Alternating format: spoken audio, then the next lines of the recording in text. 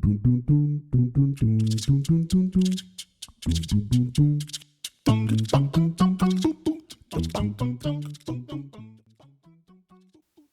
hey everyone, as you can see, I'm making another bucket mousetrap. This year I was actually given a free sample of cat treats or cat kibble pieces in the mail, even though we don't have a cat, but I figured instead of throwing that out, I might as well repurpose it and add it to the bait on the can. So here you can see, and this is covered in the main video, you're adding your peanut butter to the center part of the can, which rotates inside your bucket. And what I did is I added pieces of this kibble, which is pretty stinky, and the mice are attracted by smell, obviously, so I figured why not use them to increase the odds of catching mice. So I added a few pieces and they stuck on really well. They stayed stuck on throughout the night, and I set this trap at night outside. So here you can see I'm reusing the bucket from last year. Yeah, that's why it's dirty, but I'm feeding the clothes hanger wire through the can and sliding it through the other side and lining up with the hole in the bucket, and then we'll have the can set for the trap. Okay, and then you just want to spin it to make sure it's spinning freely. And this is on the side of the house. I'm adding some water. This is optional if you feel you don't want to if you want to release the mice in a field somewhere, that's fine, but otherwise put about 4 or 5 inches of water in the bottom of the pail, and there's the ramp. And then the next morning there was 2 mice in the pail. So that being said, I'll move on to the main instructional part of the video, and thanks for watching.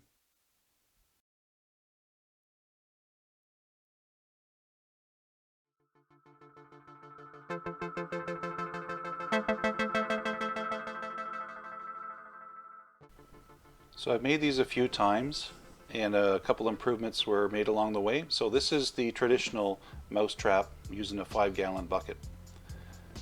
Most of the items here are readily available that everyone has. So a 5-gallon pail, metal clothes hanger, a coffee can.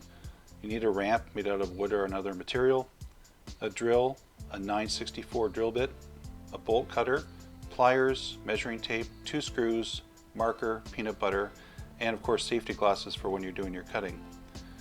Now I have a small bolt cutter, but for cutting through the metal clothes hanger you can use heavy tin snips, you can use a small saw.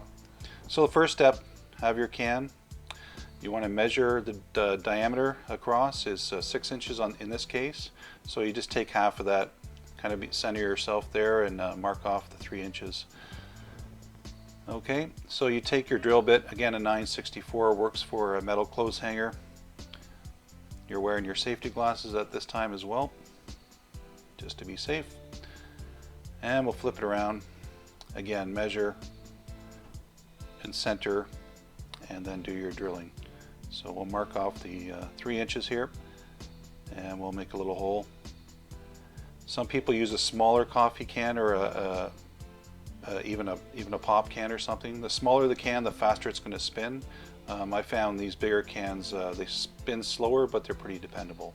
So the next step is to measure 1 inch down from where the handle connects to the bucket.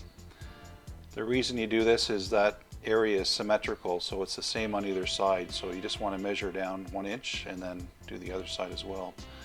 So drill through, ream it out a little bit, spin it around, do the same on this side, measure 1 inch down, take the handle out of the way for a minute, and make your mark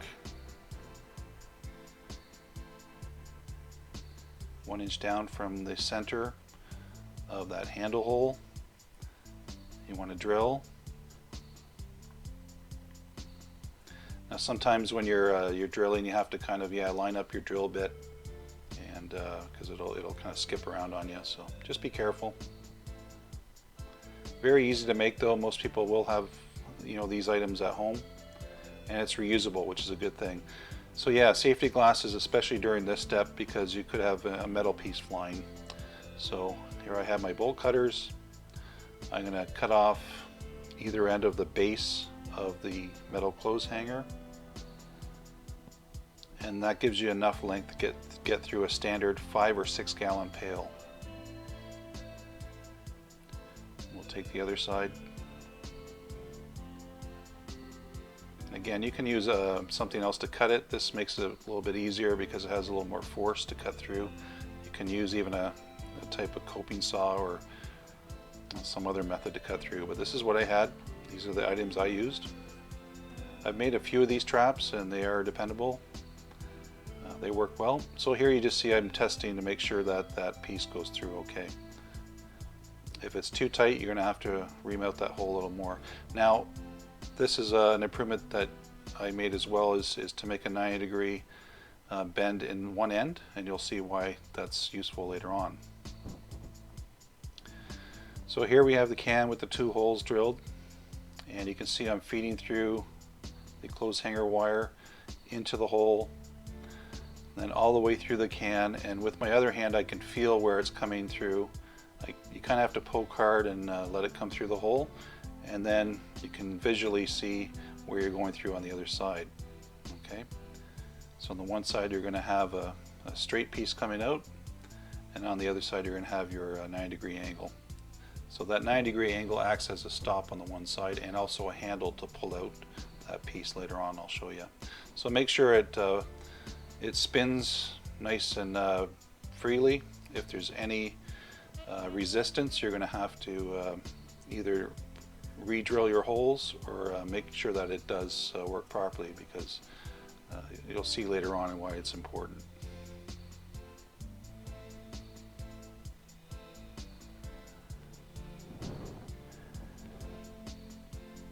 So this is a hack that I came up with. I just have a children's eraser. Any eraser will do, but you just kind of put it on the one end and it acts as a stopper. So on the other side you have the 90-degree angle that you can use to pull out the rod, and on this side this prevents it from sliding into the pail. Okay, the next step is to drill a couple holes in your wooden ramp. This ramp is used for the mice to access the top of the pail. So you don't want this ramp falling off all the time. So what I do is I drill 2 holes, I get a couple of deck screws, and I drill right through so they're sticking out the other side. You could use a couple of little L brackets and extend them out past the end of this ramp so they kind of hang on to the edge of the pail. But this is quick and simple and cheap. So once you drill through, you just want to check that you have at least, 3/4 of an inch. You don't need much, just as long as it grabs on the edge of the pail, which I'm showing you here.